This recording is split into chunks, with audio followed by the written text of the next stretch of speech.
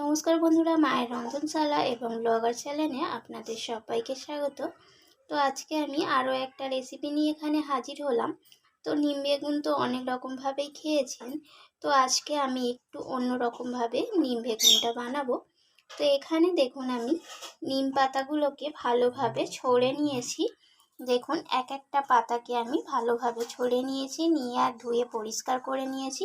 আর তার সাথে আমি এখানে বেগুন কেটে নিয়েছি। তো এখানে আমি বেগুনের টুকরোগুলো এইভাবে কেটে নিয়েছি। এই বেগুনটাকে আমি এখানে দুটো ছোট সাইজের বেগুন কেটে নিয়েছি। আর এখানে হচ্ছে বাটিতে নিয়েছি আমি পোস্ত। তো আজকে আমি নিম বেগুনটা পোস্ত দিয়েই বানাবো।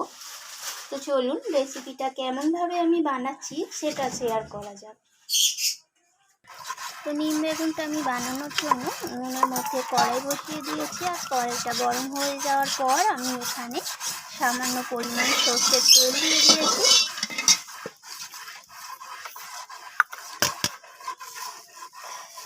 তো এখন আমি নিম পাতাগুলোকে ভেজে নেব।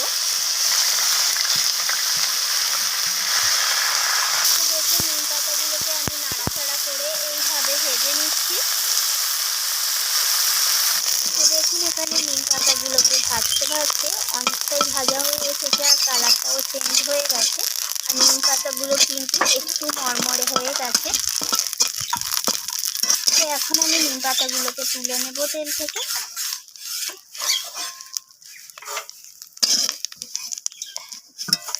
তো এবার আমি ওই তেলের মধ্যেই একটা শুকনো লঙ্কা ফাটিয়ে দিয়ে দিলাম, আর দিয়ে দিলাম এখানে কেটে রাখা বেগুনগুলোকে। তো বেগুনগুলোকে আমি নাড়াচাড়া করে ভেজে নেব এখানে। বেগুনের মধ্যে আমি দিয়ে দেবো এখন হলুদ গুঁড়ো সামান্য পরিমাণ, আর দিয়ে দেবো স্বাদ মতো লবণ।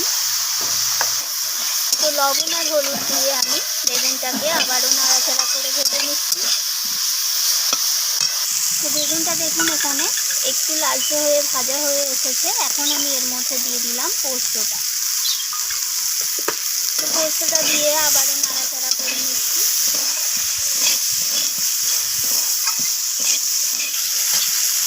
তো এবার আমি এখানে দিয়ে দিলাম নিম পাতাগুলো। তো নিম পাতাটা দিয়ে এবার আমি বেগুনের সাথে এইভাবে নাড়াচাড়া করে আবারও মিনিট দুয়েক আমি ভেজে নেব।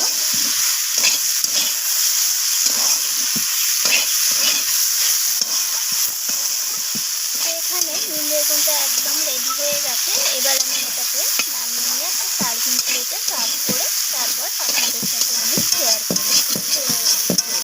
তো দেখুন এখানে তৈরি হয়ে গেল নিম বেগুন পোস্ত দিয়ে। তো দেখুন কতটা দারুণ এসছে নিম বেগুনের লুকটা। তো রান্নাটি কেমন লাগলো অবশ্যই আমাকে জানাবেন, আর ভালো লাগলে লাইক শেয়ার করতে তো ভুলবেন না।